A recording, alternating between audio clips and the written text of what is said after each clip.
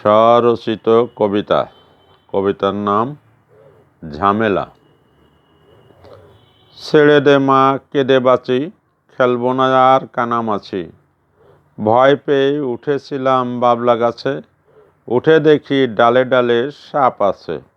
নামতে গেলে কাটার ঘায়ে পা কাটে, সাপেও ছবল মারার ফন্দি আটে। ভেবে পাই না এখন যে কি করব, উদ্ধার পেতে কার চরণে পড়ব। চরণে পড়ার তেমন মওকা কই, আগে তো নামতে হবে লাগবে মই। উদ্ধারকর্তা হয়ে কে মই নিয়ে আসবে, নাকি আমার দশা দেখে খিক খিক হাসবে।